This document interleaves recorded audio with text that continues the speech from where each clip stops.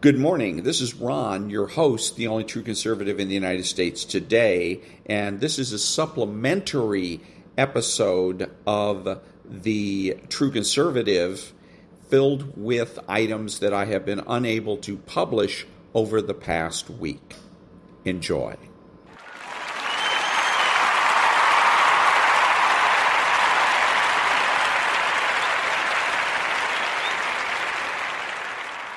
God grant me the serenity to accept the things I should not change, the courage to change the things I should, and the wisdom to know the difference.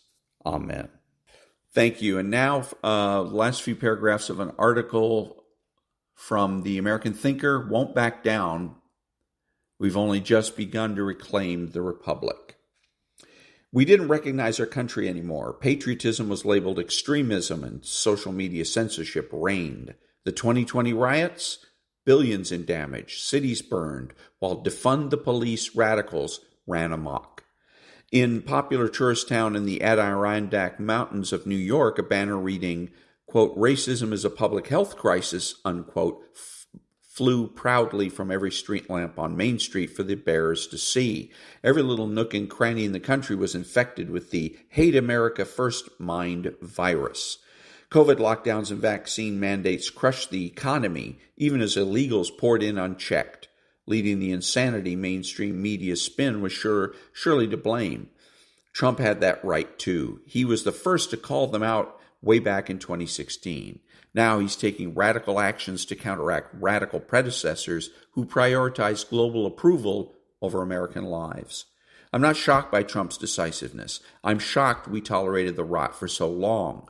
So please don't feel pressured to go along with the fake righteous indignation as you hesitantly wince that, quote, maybe Trump is going too far, unquote. Remember the lies of Benghazi, Afghanistan's humiliating withdrawal, and the unchecked masses pouring over our border. Remember the lives lost. History judges leaders by results, not optics. Sure, the X crowd has a right to demand arrests and handcuffs for the crimes of the last several years. I'd like to see that too. The left howls fascism as it distracts and deflects, but we remember who was responsible for eroding our freedoms. So in this pivotal moment, unity behind bold action isn't optional, it's survival. That's what some in the MAGA base need to realize as they fight each other. If we falter now, the Republic fails. We're only just begun to reclaim the Republic, and only drastic steps will save it. So that's an article from the American Thinker. Let me see if I can find the author here. Susan Harris. Back in a minute.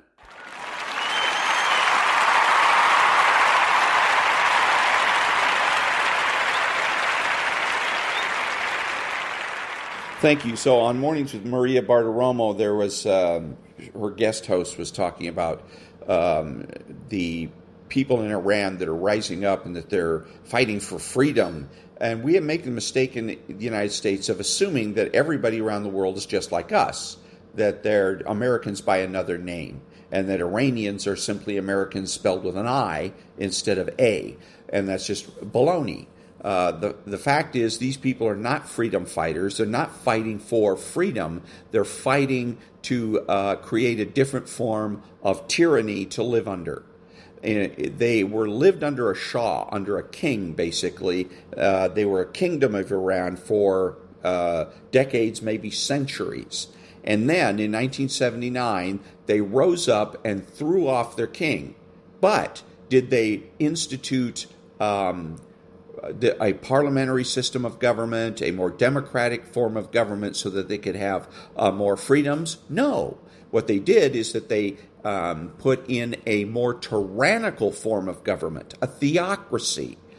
So you have people that are walking the streets in Iran, making sure that everybody is dressed the way they're supposed to be dressed, going to mosque when they're supposed to be going to mosque, prayers and all that. So the life in Iran becomes even more difficult than it was under the Shah. So it was not that the Shah was too strict. They weren't throwing off an oppressor.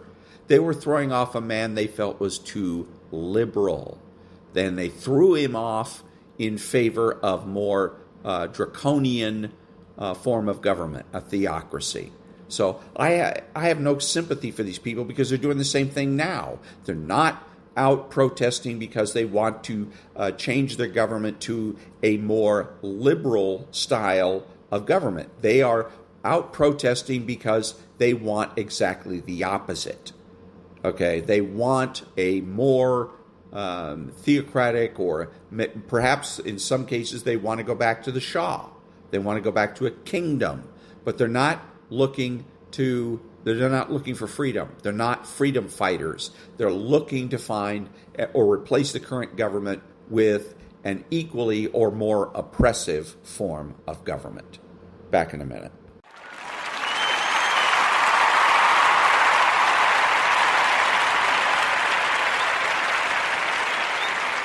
Thank you. So this is a promo for Maria Bartiromo by Maria Bartiromo.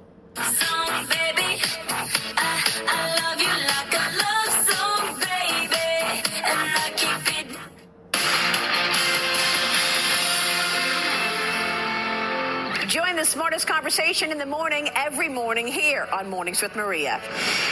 Hear from President Trump, Prime Minister Benjamin Netanyahu, the newly elected President of Poland, Karol Nawrocki, Italian Prime Minister Giorgia Meloni, Saudi Arabia's Minister of Investment, and many others, along with the top minds in business from the major banks to America's technology innovators like... Okay, so what is she doing here? She's saying that basically her show is all about propaganda, political propaganda, business propaganda. She's not saying, listen to our reporters report on Donald Trump and Benjamin Netanyahu and all of these other political leaders.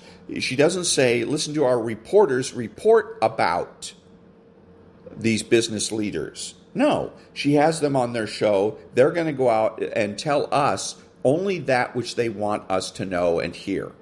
Propaganda, basically. And she's proud of this. This is supposed to be a news show. This is supposed to give us unbiased information, not political propaganda. But she's bragging about the fact that basically she is a propagandist. Non-profit news now. Back in a minute.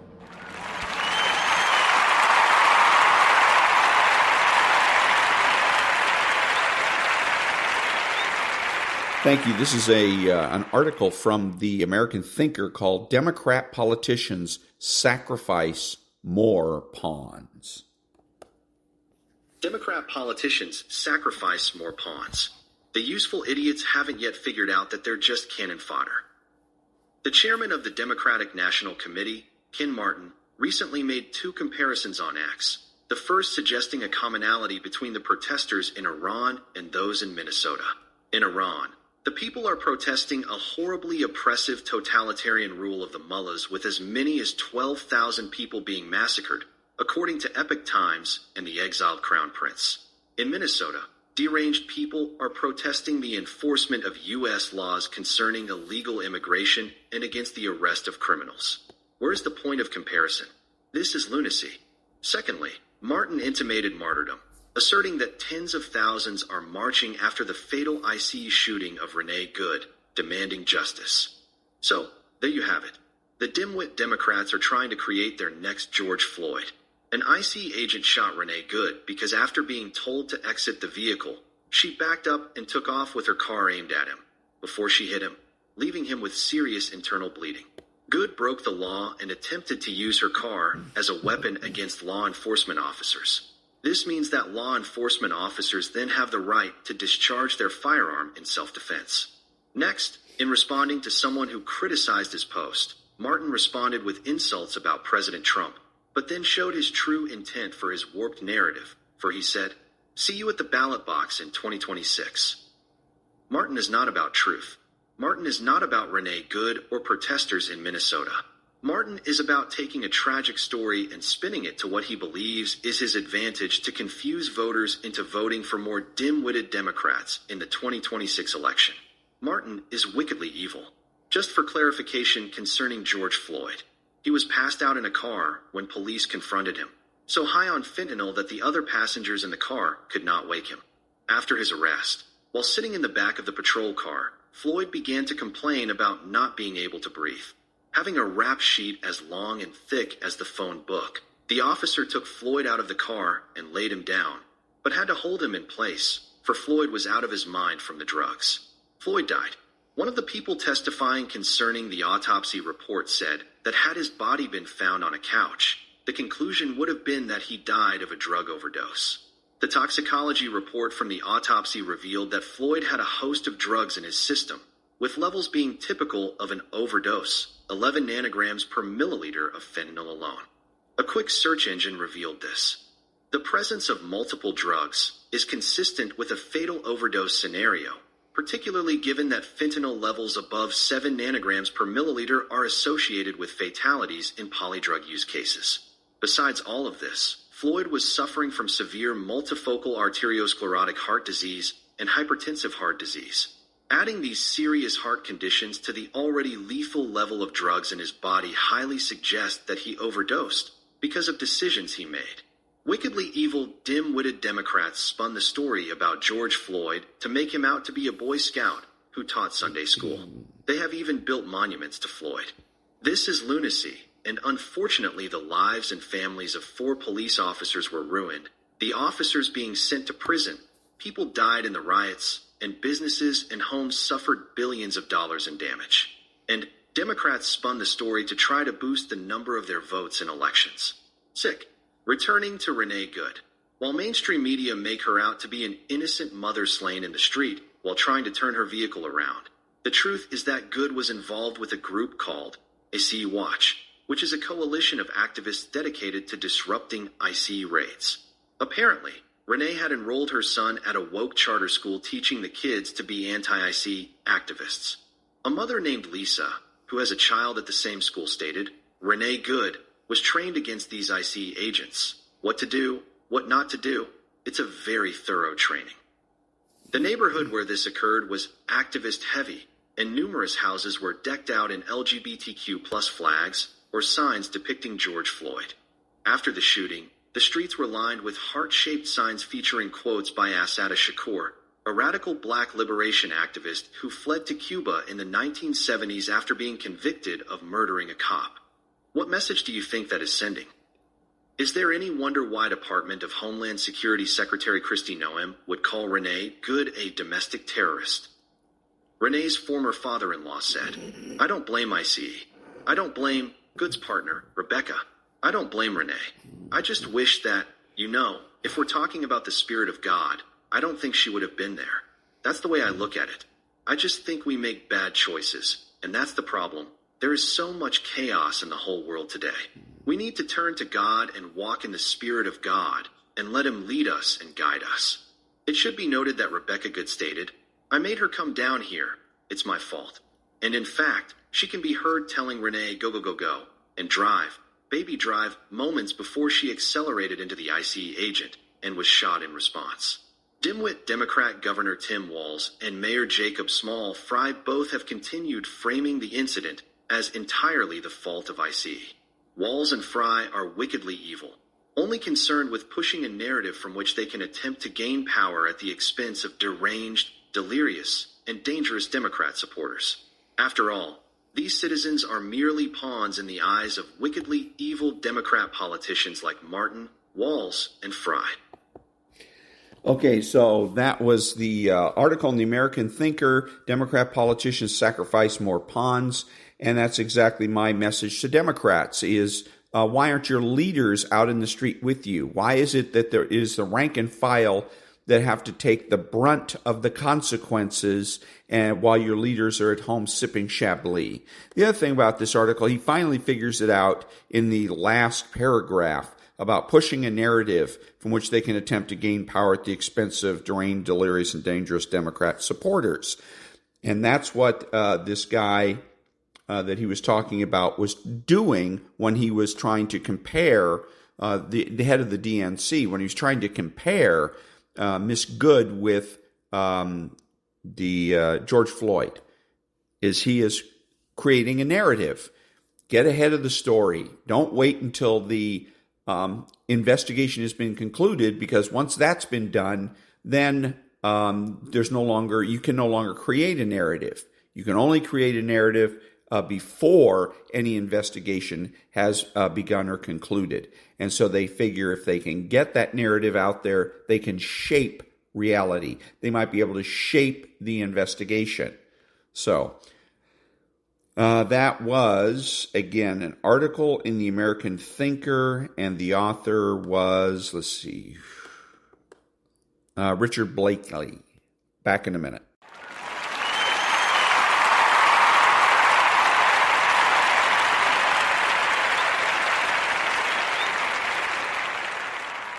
Thank you, Alice Weidel.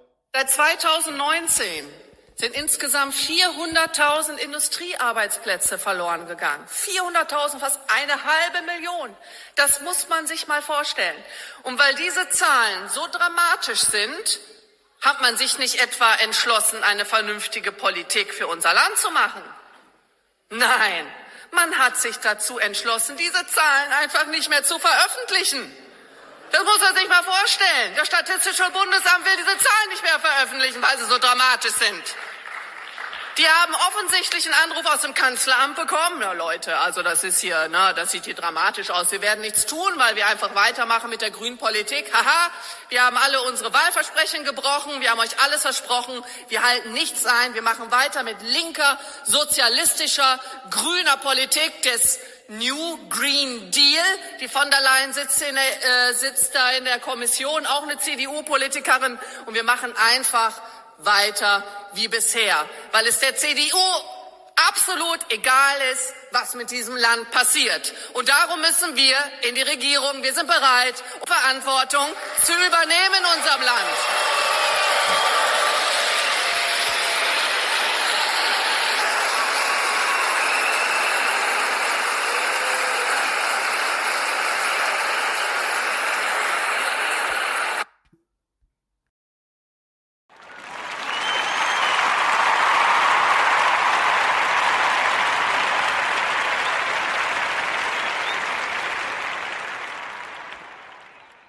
It matters that the mayor stands by, and so I assume stands with, someone who says things like, if you don't believe in the government's sacred right to seize private property, it's over. Seize private property. Home ownership is racist. Elect more communists. Private property, especially home ownership, is a weapon of white supremacy. Really? Even among the 20 million black Americans who own their own home? I mean, these are the kind of utterances I might forgive as something a dumb white girl said while she was at Bryn Mawr. Because it's the kind of privilege hating you can only learn for $95,000 a year. But these are statements made as an adult. Yes. For co-eds from elite private colleges, you're only a lesbian until graduation, but the communism lasts a lifetime. Democrats seem to be having this debate whether or not Mayor Mamdani is a socialist or a democratic socialist. Let me settle it. He's a straight-up communist. How do I know this? Well, I'm reading between the lines when one of his major advisors says, elect more communists, which is fine. It's fine. It's a belief system. He's allowed to believe it, and people are allowed to vote for it.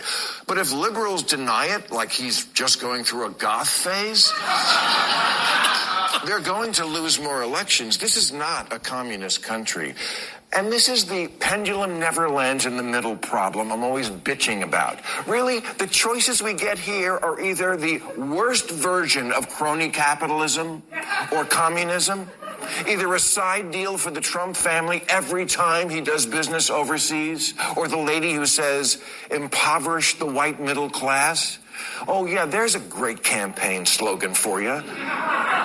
Honestly, as New York mayoral races go, I was less creeped out by Anthony Weiner's dick. And that was Bill Maher. Back in a minute.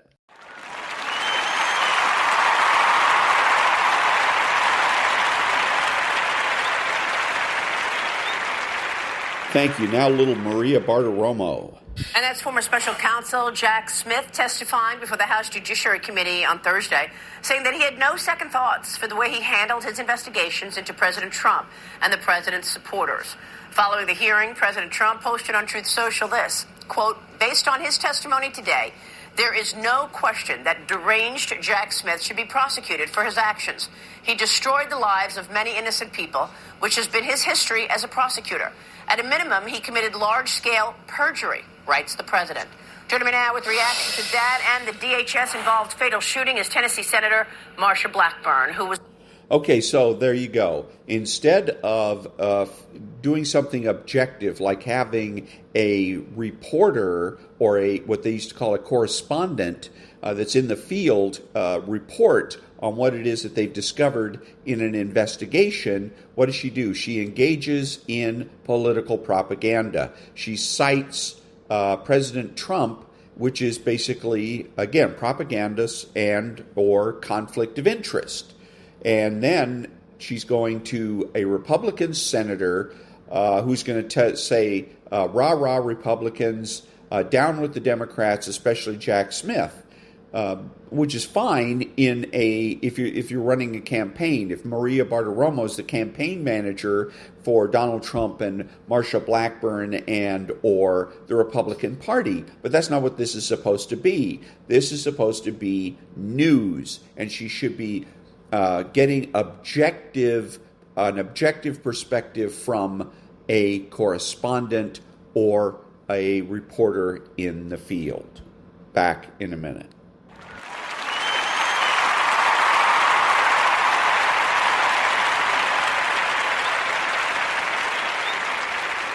Thank you. Now, little Maria Bartiromo with commentary. Joining me now is the chairman of the House Oversight Committee, Kentucky Congressman James Comer. Mr. Chairman, thanks very much for being here this morning. Thank you for having me, Maria. Another individual is dead at the hands of Border Patrol. Let's be clear. We do not know if there was any pushback from this individual who was armed. We do not have evidence that he was waving a gun, doing anything to threaten Border Patrol. He had his phone, and he was shooting. He was viewing and recording the incident. That's what he was doing, recording the incident. What is your reaction? And you are an elected official. Okay, so first thing that she does the same thing that every so-called interviewer or news person today does, and she makes a statement before she starts asking the questions. She's creating a foundation. Okay, so in this particular case, it's a foundation for punishment, that she wants to, obviously, from the questions, punish the Border Patrol and probably punish the person that she's going to interview. She said another person is dead at the hands of ICE / the Border Patrol. What he needs to do is immediately attack that and come out and say, no, that is not the facts, because we don't have any facts on this yet, because no investigation has been conducted. So what she's doing is just simply making an arbitrary claim and using that arbitrary claim as the basis to ask arbitrary questions. He needs to get in front of this by reframing this interview in a way that will, in a way that's more truthful, ostensibly. Let's hear what he says. What can you do about it? Well, look, I don't think there's any question a majority of Americans want President Trump and ICE to go in and apprehend the criminal illegals. That's what President Trump campaigned on, and he's doing exactly what he said. I look at what happened in Minneapolis versus what happened in Washington, D.C. When President Trump sent the National Guard into Washington, D.C., the Mayor Muriel Bowser, supported that. She worked, her local law enforcement worked with the president, and in a short period of time, they have really been successful in reducing the amount of crime in Washington, D.C. That was a big success. Fast forward to where we are in Minneapolis. We have a governor an attorney general and a mayor of Minneapolis who are getting people jacked up, trying to get them, convinced that this is, some type of illegal raid, that all their lives are threatened, and they've got all these white liberals coming in, trying to run over ICE, trying to, spray them and do everything to disrupt. And if I were President Trump, I would almost think about, okay, if the mayor and the governor are going to put our ICE officials in harm's way, and there's a chance of losing more, innocent lives or whatever, then maybe go to another city and let the people of Minneapolis decide, do we want to continue to have all of these illegals? Are we going to allow our governor, attorney general, and mayor to get away with this? And I think the people of Minnesota would rebel against their leadership, because it's very clear that a majority of Americans want the criminal illegals apprehended, and that's what ICE is trying to do. Okay, so what did he do there? He reframed the argument to a pro-ICE, a law enforcement argument, saying that, and also making the arbitrary claim that a majority of Americans want ICE to do this, that, or the other thing. But basically, he's reframing the argument. The problem for him is that he's doing it in a very sloppy way. Much better if he goes ahead and does it my way, which is you go after the first sentence. Always, if you're being interviewed, anybody's being interviewed, listen to the first thing out of the mouth of the interviewer, because they're going to make a statement. That statement is going to set the tone for the rest of the interview. It's going to be the foundation for the rest of the interview. If they start out with, "Hi, Joe, so you're a racist. So tell me, what's it like being a racist?" See? And this is the same thing that she's doing here with another person dies at the hands of ICE. The better way to do this in terms of reframing it is to counter that by saying, no, that's not the fact. The fact is we don't have an investigation yet. No investigation has been conducted, and so therefore we don't know what happened. For all we know, the individual committed suicide. You can say something like that. But the point is, you have to go after her initial statement. If you let it stand, it sets the foundation for everything else. And again, the way he did it was sloppy. It was obvious to any person watching this that he's changing the subject. He's doing it under pressure, and so it looks and sounds very suspicious. Back in a minute.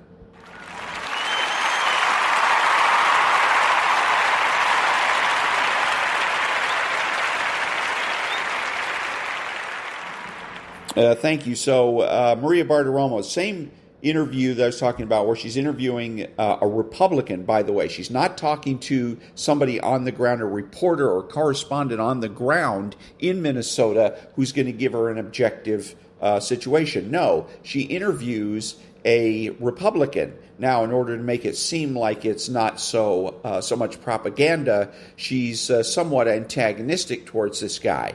But after he gets done finishing his long, windy non-response, she starts asking questions. What do we know? Do we know about this? Do we know about that? What kind of crap is this? You're the reporter. You're supposed to be able to tell us, the viewers, what it is that's going on. Again, you should have a correspondent or reporter on the scene, on the ground in Minnesota, giving us the answers to those questions. And again, his answer should be, as I've said, we don't know anything until an investigation is concluded. And that should be the end of that. So, and also, she tries very much to have a note of concern in her voice, but she loves this.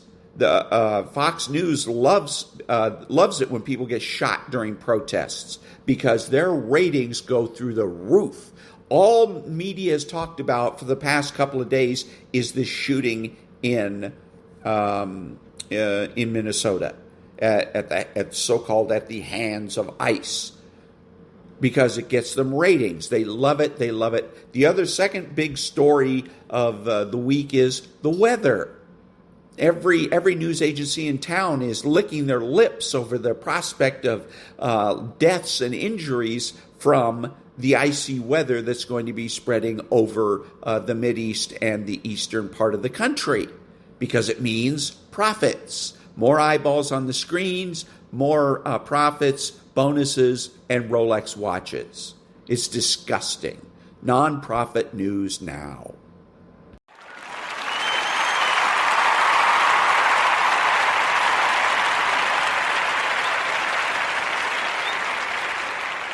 Thank you. Now an article from the American Thinker. What is this called here? Jack Smith, 3-time loser. Jack Smith, the 3-time loser. Jack Smith doesn't like it when the spotlight is turned on him. Poor Jack Smith. In 2012, his prosecution of former U.S. Senator John Edwards failed spectacularly. Smith claimed that Edwards knowingly and willfully took campaign donations that were actually designed to cover up an extramarital affair. Jurors were not convinced, and Edwards was not convicted. Next, Smith went after Governor Robert McDonnell. This time, he was able to secure a conviction for 11 counts related to public corruption. However, the case was dismissed by a unanimous Supreme Court because, as Chief Justice John Roberts wrote, the court could not accept Smith's boundless interpretation of the federal bribery statute. Smith struck out for a third time with his failure to convict candidate Donald Trump. That case included 3 major claims, and each comprised a patchwork of faulty assumptions and assertions. 1. Claim: Trump incited a riot. Jack Smith needed a riot. Without one, there would be no public support for prosecuting a former president. But that was a major problem for Smith because there was zero evidence linking President Trump to the January 6th violence.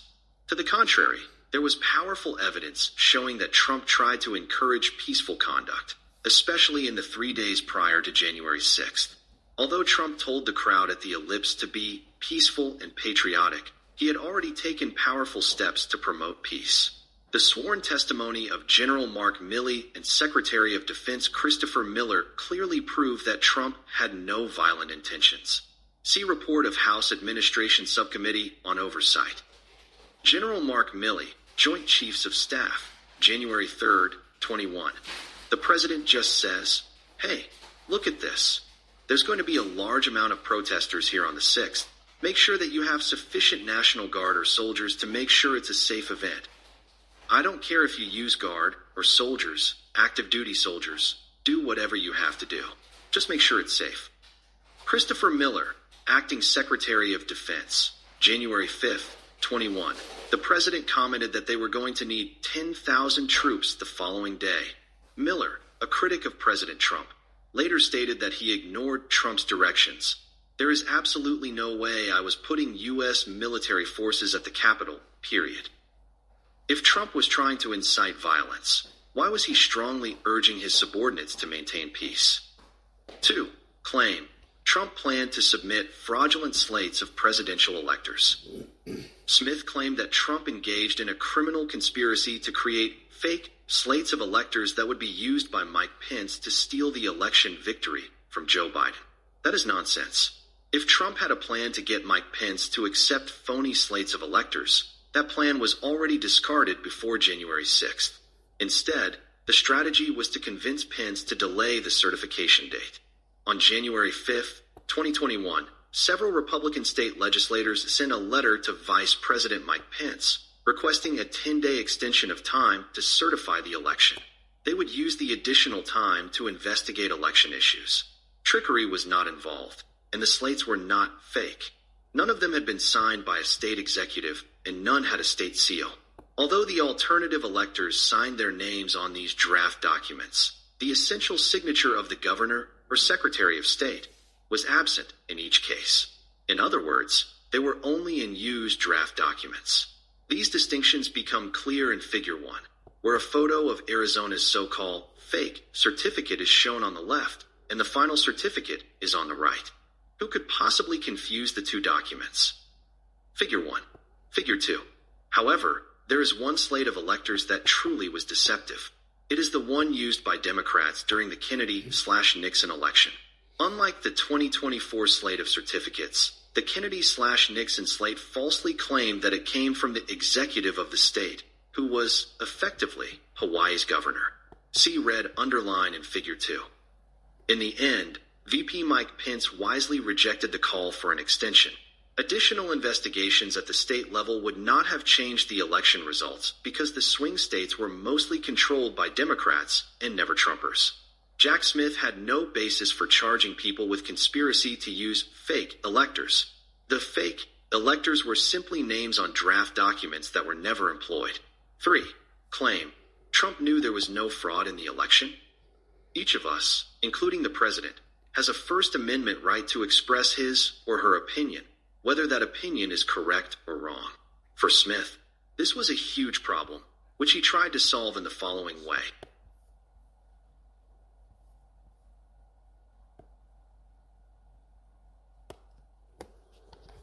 And that's good enough. So this is the article in the American Thinker called Jack Smith, Three-Time Loser. And the moral of the story is the government has no rights. Back in a minute.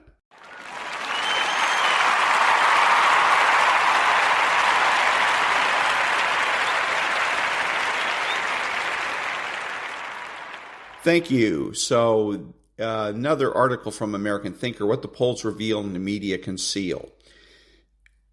If one relied solely on corporate media coverage, one might conclude that President Trump's immigration enforcement efforts are wildly unpopular, resisted by an outraged public, and politically suicidal for Republicans.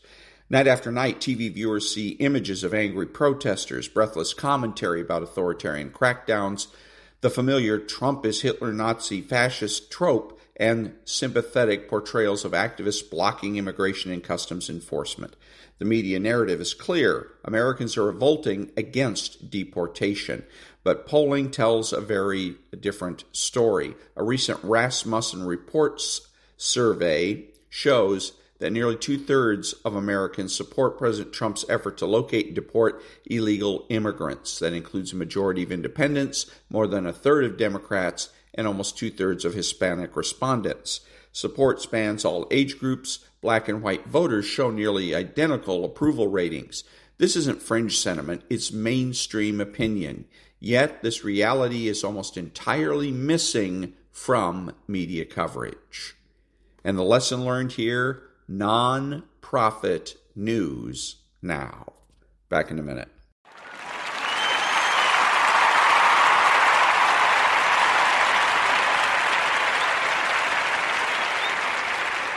Thank you. Another article from the American Thinker, Newsom does Davos, and this is the last paragraph.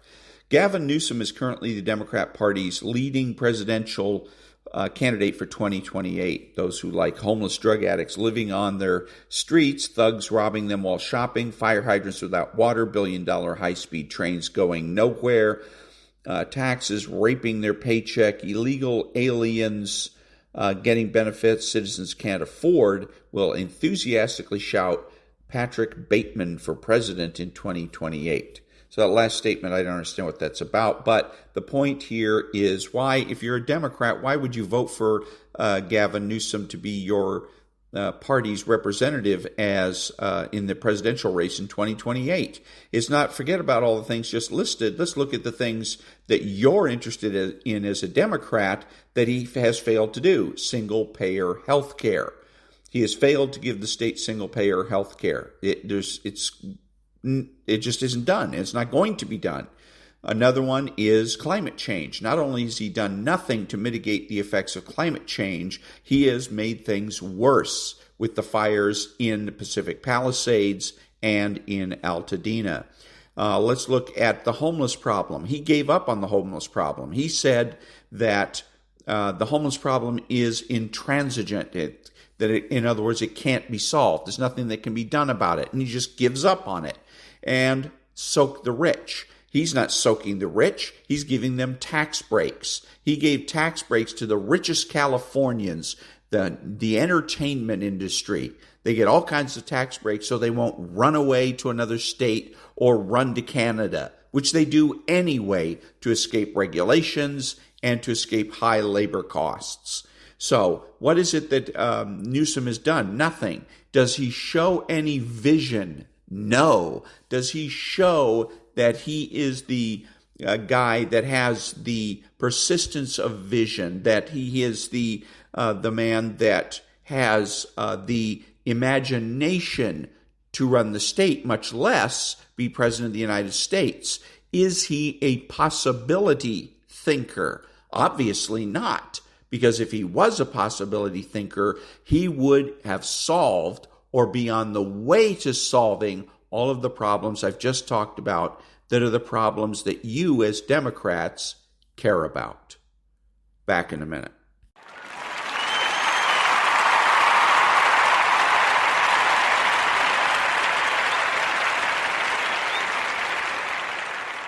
Thank you. This is Ron, your host, the only true conservative in the United States today, bidding adios to all the butchers, bakers, and candlestick makers out there, and reminding you that you're not neutral and that the government has no rights.